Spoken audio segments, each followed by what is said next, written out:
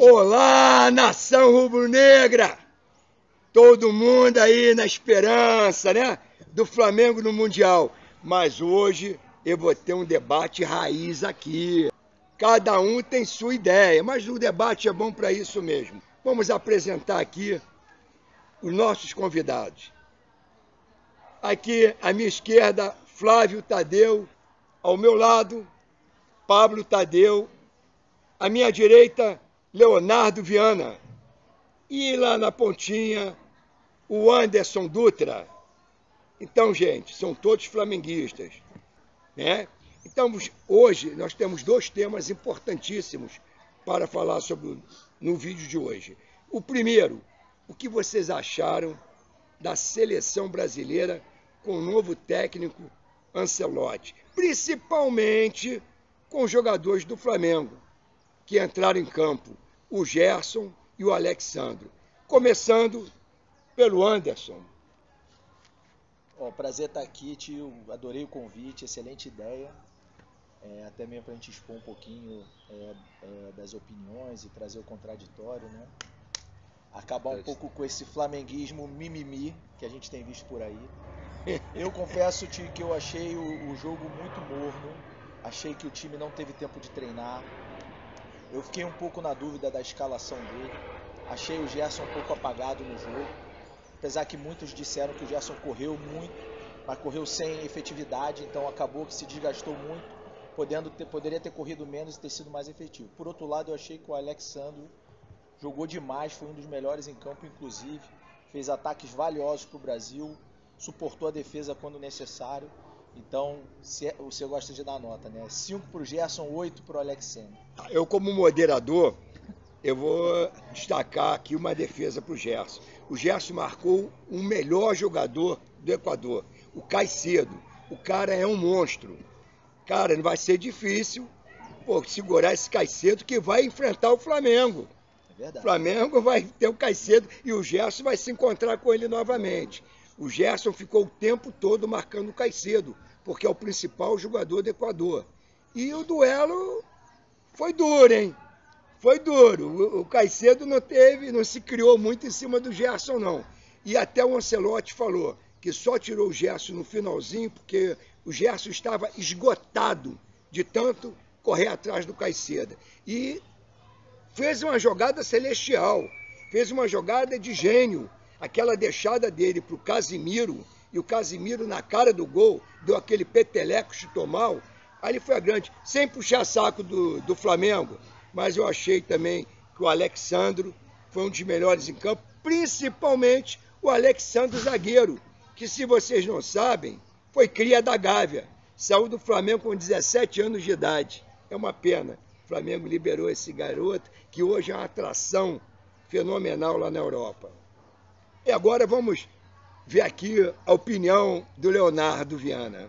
Bacana demais, obrigado aí ao canal Amado Flá pelo convite. Prazer estar abrindo a casa aqui para receber tanta gente importante e dar mais esse up aí no canal.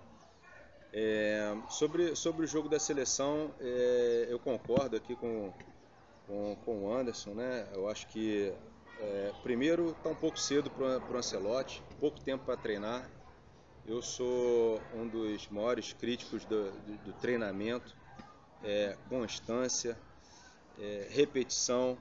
Eu acho que é isso que faz um bom atleta e, acima de tudo, um time, né? Então, sem repetição, sem constância, eu não acredito que vai dar certo. Eu acho que acaba oscilando num jogo em outro, conta um pouco com a sorte, conta um pouco com o adversário que pode fraquejar em algum momento, mas eu vou dar um desconto para o Ancelotti, está cedo. E com relação aos jogadores do nosso time que entraram em campo, mais uma vez eu concordo também com o Anderson que já mencionou aqui. Correu muito o Gerson, marcou um dos melhores jogadores, como também já foi falado, mas eu ainda achei pouco efetivo, né? Eu gosto mais de um jogo mais vertical. Eu gosto de um Gerson que pega a bola e tenta avançar. ele tem habilidade para quebrar uma linha, segunda linha de defesa, então eu acho que um drible faz uma diferença quando a gente pega um time desse quilate, um pouco mais retrancado. Então, eu diria que a minha nota aí também para o Gerson está perto aí do 5 ou do 6, apesar de eu ter gostado bastante do que foi o Gerson no jogo. E o Alexandre, né, não comprometeu, jogou bem, aquele é o jogo dele, estava confortável, eu acho que vai ser o titular realmente da seleção brasileira. Eu também acho, Léo, que o Wanderson, como lateral direito, não jogou nada. Tem tudo para o Wesley ganhar essa camisa de titular. Se o Wesley for aquele jogador que antes de ser cotado para ser vendido para a Europa, estava jogando muito bem no Flamengo, depois começaram os clubes europeus dizendo que queriam fazer uma disputa, um leilão para contratar o Wesley, eu acho que o Wesley começou a se poupar. Mas se o Wesley não se poupar na seleção brasileira, ele nem pode se poupar, porque está todo mundo de olho nele. Eu quero, para o bem do Flamengo, que ele se saia muito bem na seleção brasileira. E pelo que apresentou o Wanderson, o Wesley ganha essa titularidade tranquilamente. Você não acha, Pablo? Eu acho, primeiramente, queria dar boa tarde para os seguidores do Amado Fla e agradecer aqui estar participando desse debate. Eu acho que eu daria um pouco de zoom out na seleção antes de falar aqui desse momento. Eu volto aí há 3 anos que o Brasil não joga e não encaixa com nenhum técnico. Então, estamos 4 técnicos, pelo menos, né, em que o Brasil é apático. E eu acho que esse jogo do Ancelotti é difícil, não tem DNA ainda do Ancelotti. A gente torce por ser brasileiro, que ele encontre o DNA ali da seleção, que ele consiga trazer uma espinha dorsal para a seleção. Hoje eu não consigo olhar, né, comparado às seleções que foram campeãs do mundo, né, eu não consigo olhar nesse grupo ainda uma espinha dorsal que tenha aparecido para que a gente fale, ó, é esse caminho, e a gente vai ter esse DNA da seleção brasileira, alegria nas pernas, a gente brasileiro gosta, do futebol brasileiro, né? Eu acho que ainda está um pouco burocrático. Nos últimos jogos que a gente tem visto do Brasil, o Brasil entra com mais medo de perder do que alegria de ganhar.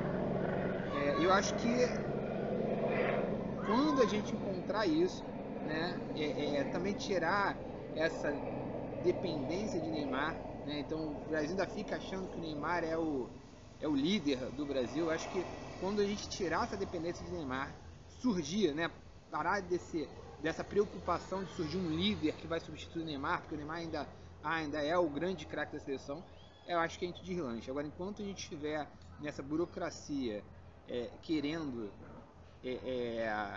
preservar a imagem do Neymar e não ter uma espinha dorsal brasileira, né, alegria nas pernas e jogar com alegria, eu acho que a gente vai ser uma Espanha que ficou anos ali no futebol burocrático sendo a melhor seleção, todo mundo falava e não chegava. É isso, Pablo. Ninguém tocou um assunto que eu estou me lembrando, porque nós começamos num tema, falar só sobre os jogadores do Flamengo, mas eu me decepcionei muito com o Estevão. Queria saber do Flávio, o que ele achou, porque o Estevão era a grande esperança, né? O jogador mais caro que já saiu do futebol brasileiro hoje, que o Palmeiras vendeu, principalmente a mídia paulista toda achando que o Estevão ia ser a solução no lugar do Neymar, era o grande nome. O que você achou, além dos jogadores do Flamengo, do Gerson e do Alexandre, queria que você desse um pitaco sobre o Estevão. Tá, vamos lá. Então, primeiro, agradecer esse convite, né, para minha primeira participação. Então, também queria agradecer muito a presença de todos que estão nos acompanhando, aos seus seguidores, né. Espero que esse debate seja realmente um divisor de águas aí do seu canal. Amém, amém. Parabéns. Bom, especificamente sobre essas novas joias do futebol brasileiro, a gente podia falar do Endrick, né, que era a esperança antes do Estevão.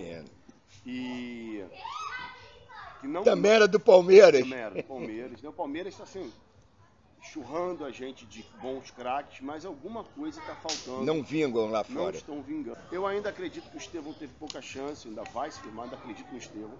O problema é que eu acredito que desde 2010 o Brasil não tem uma safra de jogadores realmente. O último time que me deu esperança de ver o Brasil ser campeão foi 2010. E se você for buscar, de 2010 para cá, a seleção nunca mais se firmou, não conseguiu trazer bons jogadores. Eu acho que esse é o problema, que enquanto a gente não investir em jogadores que estão jogando no Brasil, a impressão que me deu do Ancelotti agora de trazer vários jogadores que estão jogando no futebol brasileiro, né, começar a observar mais isso, porque essa mistura, trazer jogadores que têm o DNA da Europa, eu acho que isso não faz bem para o futebol brasileiro. Lembra disso? Mas vamos agora falar daqui por diante, que é o importante, né? E já que nós estamos falando em seleção, vamos falar da Selemengo. A esperança nossa da Selemengo, da Seleflá, como vocês queiram, né? É tudo Flamengo. Então, eu quero saber o que as perspectivas de vocês para o Flamengo no Super Mundial, que começa agora para o Flamengo no dia 16. O nego está pensando, a esperança da Tunísia é mole. É mole não. Eles ganharam 2 títulos esse mês. 2 títulos. Mês de maio e mês de junho. Foram campeões nacional na Tunísia e ganharam a Copa da Tunísia também. E não tem mais time bobo não, hein? Então eu queria, voltando agora o Anderson, que foi o primeiro a começar a comentar, falasse um pouco sobre as perspectivas do Brasil e já no primeiro jogo contra o Esperança, dia 16. O Rubro-Negro, minha grande expectativa era que o Flamengo chegasse à final. O flamenguista, o pessoal costuma dizer que o flamenguista é arrogante, né? Eu não acho que a gente é arrogante, eu acho que a gente é autoconfiante. Mas eu acho que, sendo super realista, eu acredito que a gente passe para as oitavas com uma certa tranquilidade. Talvez não em segundo, né? A gente vai depender um pouquinho dos jogos que tem aí. Eu acho que sim. Com o próprio Chelsea. Seria fantástico se a gente passasse em primeiro, né? Mas enfim. E para as quartas, eu tenho uma grande expectativa de chegar às quartas. Seria fantástico, até do ponto de vista econômico, né? A gente ter o Flamengo nas quartas de final. Pô, seria ótimo. Quando a gente pensa em escalação, na era da inteligência artificial, né? Eu fiz uma consulta aqui, eu escalei meu time e fiz uma consulta no chat GPT para ver o que o chat GPT dizia, e a gente discordou em 2 aspectos, mas eu gostei da forma como ele escalou o time. Eu fiz um prompt pedindo assim, olha, escale um time, busque toda a estatística do Flamengo nos últimos 3 anos, busque a estatística do Jorginho nos últimos 3 anos, avalie cada jogador ali que poderia articular melhor com o Jorginho e me escale um time. E aí ele escalou um time muito parecido com o que eu achava. A gente discordou em 2 aspectos, mas ele escalou o Rossi. E a primeira coisa que ele acha que o Flamengo tem que manter o 4-3-3, tem que jogar o 4-3-3, com exceção contra o Chelsea, né? Contra o Chelsea ele fala para o Flamengo mudar um pouco a dinâmica do jogo. E aí no 4-3-3 ele escala o Rossi no gol, ele fica na dúvida entre o Varela e o Wesley, eu vou pelo Varela. Léo Ortiz e Léo Pereira, eu também concordo, acho que esse é o jogo. Alexandro, ele diz ali que é 0 de dúvida, a gente já falou aqui das qualidades do Alexandro, tem feito excelentes jogos pelo Flamengo. E aí ele me surpreendeu um pouco no meio campo, porque ele traz Eric Pulgar, ele fala que o Pulgar, né, considerando a estatística de jogo e a assertividade dos passes, combinando isso com a chegada do Jorginho, ele não pode ficar de fora. Isso me surpreendeu um pouco, que eu não colocaria o Pulgar ali. Mas eu gostei da análise dele. Então ele coloca o Pulgar junto com o Jorginho. E aí ele diz que nos jogos, com exceção do jogo do Chelsea, onde ele colocaria o Gerson, ele entraria com o De La Cruz. E aí vem para um ataque, que aí eu também discordo um pouco. Ele puxa o Bruno Henrique, eu traria o Luiz Araújo, Pedro, e ele puxa o Plata, Gonzalo Plata. E eu traria o Arrascaeta ali para fazer esse trio. Então é o time do Flamengo que eu acho. Mas eu gostei quando você traz a inteligência artificial, ele faz umas comparações, né? E faz umas análises. E uma coisa que ele trouxe, ele foi trazendo percentuais de assertividade. Então ele falou o seguinte, o Jorginho foi o jogador nos últimos 3 anos na Europa, que um dos maiores jogadores que nunca errou passe, né? Quando você faz uma análise de erros de passe, ele tá ali. E diz que é um especialista em bater pênalti também, né? Mas eu não quero ir pro pênalti. Ele dá o pulinho. Aí a gente vai morrer do coração. Não, mas se tiver pênalti durante o jogo, que não seja disputa, né? Mas é impressionante a assertividade de passe dele, é 70% de passe. E vertical. É passe impressionante, vertical. sempre jogando para frente. Então, essa essa seria a tua seleção também. Essa seria a minha seleção. Então é a sua, Léo. Leonardo. concordo. Nosso anfitrião, hein? Estamos aqui na casa do Léo, hein? Uma festa junina. Vocês estão escutando barulho aí da criançada se divertindo? É que hoje nós estamos comemorando uma festa junina aqui na casa do Leonardo Viana, na Barra da Tijuca. Dia especial para nossa família aqui, é um momento que a gente sempre se reúne todo ano, né, para fazer a nossa festa junina. Mas vamos falar de futebol. Eu achei fantástico aí até a análise da inteligência artificial. E o Anderson colocou um ponto que eu sou fã demais, né? Eu, como bom engenheiro, gosto de dados, gosto de números e o Anderson trouxe exatamente um ponto que eu fico analisando, né? E o Jorginho realmente está trazendo isso para o Flamengo. É um cara com uma efetividade altíssima, né? É um dos caras na Premier League que acertou o maior número de passes dentro do campeonato, né? Chegou a ser o terceiro melhor do mundo. Então, assim, a gente precisa ver como ele vai se encaixar no time do Flamengo, mas é um jogador que chega com um calibre altíssimo, né? E a gente tem um grande elenco. Então, assim, a gente já discutiu outras vezes, até já comentei no canal, eu sou fã do Varela, eu concordo com o que o Anderson falou, concordo com que a inteligência artificial falou.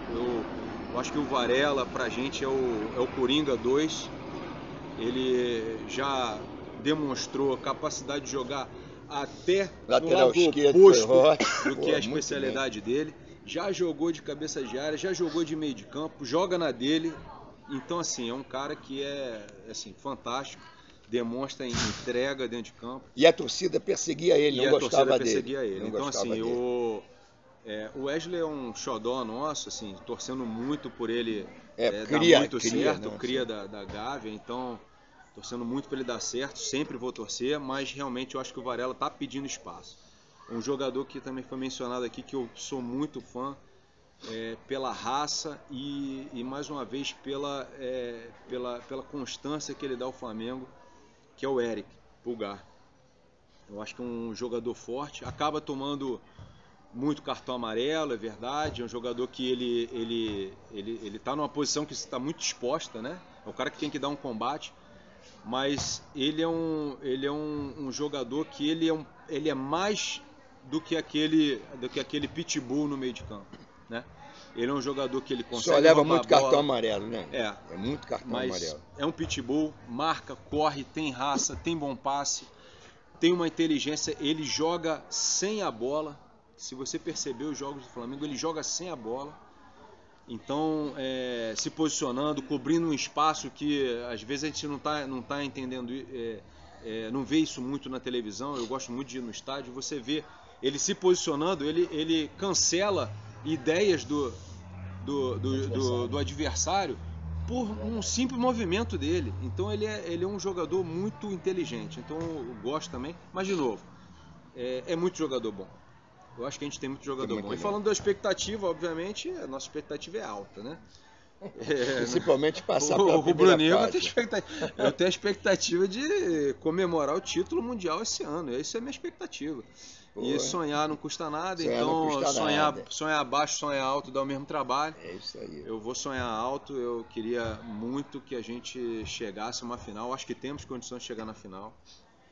Então, e só o último ponto. Só para finalizar, a tua seleção. Minha seleção seleção do Flamengo, né? Claro. Muito com que a inteligência artificial falou, mas eu voltaria com o Arrascaeta. Eu concordo com o Anderson nesse ponto. Acho que o Arrascaeta manteria o Bruno Henrique. O Bruno Henrique é decisivo. O Bruno Henrique tem uma história, ele tem estrela, então ele está voltando a jogar, né? Ele tá correndo muito. A bola não está entrando, tá? Mas ele está correndo muito. Eu acho que minha única alteração ali, eu acho que eu voltaria com o Arrascaeta, porque o Arrascaeta é ídolo, camisa 10 nosso e merece estar de titular. Tá ótimo. Agora vamos ouvir o Pablo, né? Eu como um bom flamenguista, falaria que ia ser 3-0 o Flamengo em cima do Real Madrid.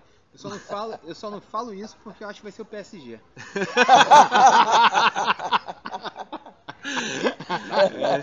Na final. Mas aí o Chororô vai pegar eles antes, já vai sofrer.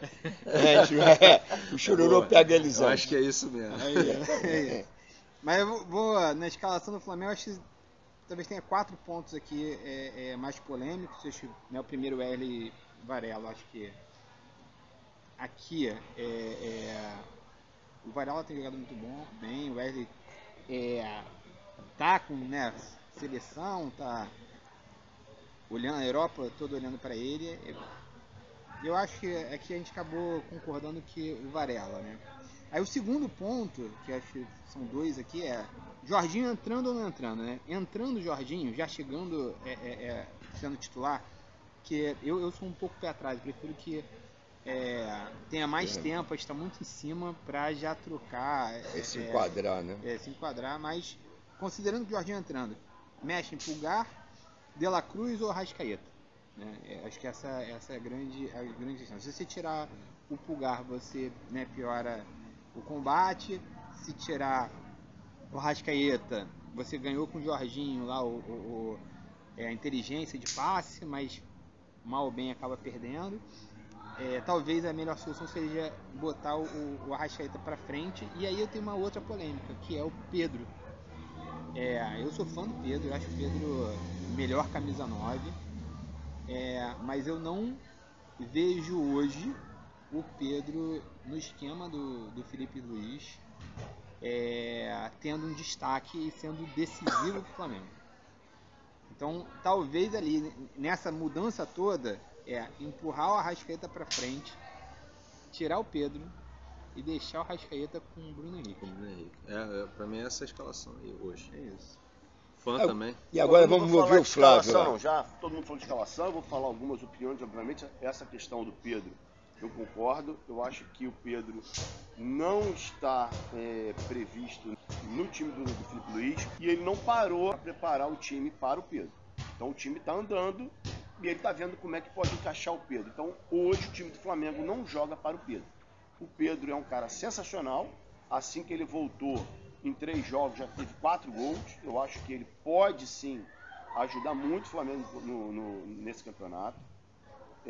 Confio que ele vai fazer essa diferença, mas o time hoje não está preparado para ele. Não acredito que seria uma boa ideia começar com o Jorginho, numa questão de ambiente. O cara está chegando agora, aquela questão de chegar sentando na janela. Eu acho que isso é importante no ambiente de futebol, a gente sabe que isso é importante.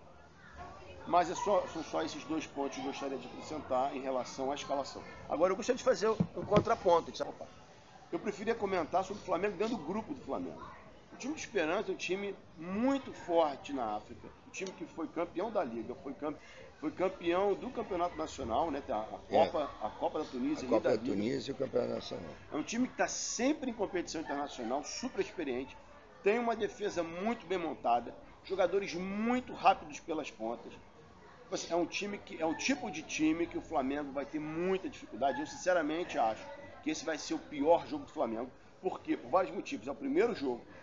Um tipo de correria que não está muito acostumado. Time que vai marcar em cima. O Flamengo não se sente bem com o time que joga em cima, porque essa é a estratégia que o Flamengo usa.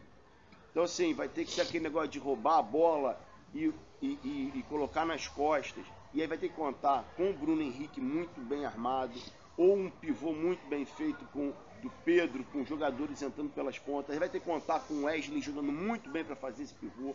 Vai ter que contar com o Alexandre jogando muito bem para fazer essa transação com o Pedro, se tiver o Pedro fazendo pivô. Então, assim, é uma série de coisas que eu acho que a Esperança é um time, para mim, vai ser o time mais difícil nessa primeira fase.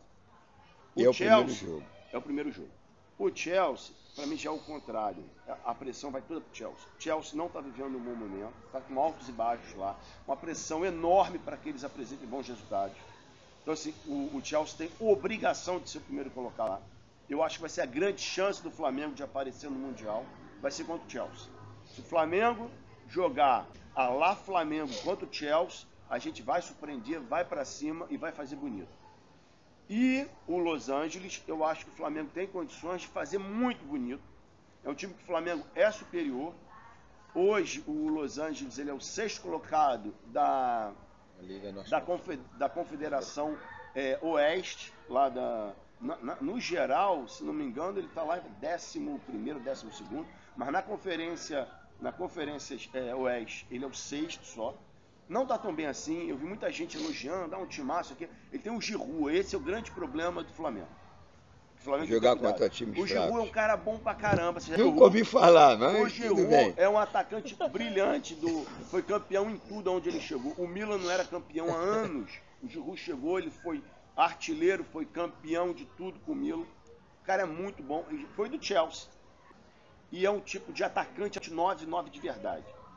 Entendeu? E é justamente o ponto fraco que eu acho do Flamengo. A defesa do Flamengo é muito boa, mas o Flamengo tem um problema sistêmico, que é a bola aérea.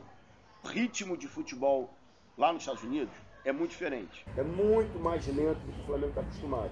Então o que o Los Angeles vai tentar fazer é reduzir a velocidade do Flamengo. E a bola alçada na área demais. Então assim, o futebol desse time é basicamente levar a bola para as pontas e cruzar na área para chegar para o gol do Giroud. Então, assim, eu acho que o maior problema do Flamengo contra o Los Angeles vai ser... então, a sua seleção essa com o Pedro ou o Bruno Henrique? Eu prefiro Pedro. Gente, para finalizar o nosso debate, eu como moderador, agora eu vou dar a minha seleção. Eu lembro muito da Copa de 70, eu sou veterano, né? Quando o Zagallo colocou junto, na mesma seleção, Pelé, Tostão, Jairzinho, Gerson, Rivelino, Clodoaldo. O que ele falou na época? Não quero saber a posição deles, eu vou botar os melhores juntos. A minha ideia, eu quero até que o Felipe Luiz veja esse vídeo, hein, Felipe Luiz, para ver se você concorda comigo.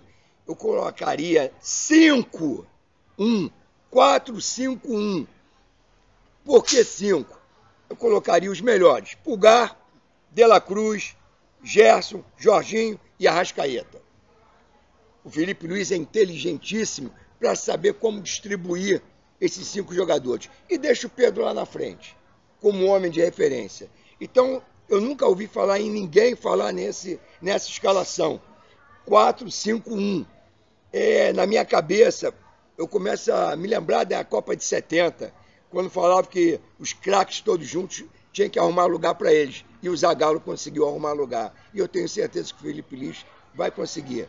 Pode, durante o jogo, entrar um Ayrton Lucas pela esquerda, que o Ayrton Lucas do meio para frente é igual o Wesley do meio para frente. O Wesley do meio para frente é um grande ponta, o Ayrton Lucas é um grande ponta esquerda do meio para frente.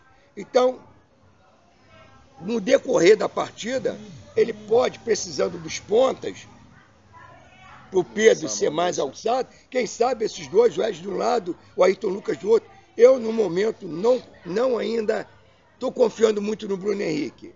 Esses problemas que aconteceram com o Bruno Henrique está deixando ele com a cabeça quente, os problemas não foram resolvidos, isso está pesando muito nas atuações do Bruno Henrique. Então, essa é a minha ideia. Gente, nós já estamos aí com mais de 30 minutos, né? Com mais de 30 minutos. Foi ótimo esse debate nosso. Quero também mandar um grande abraço, saudações rubro-negras, é claro.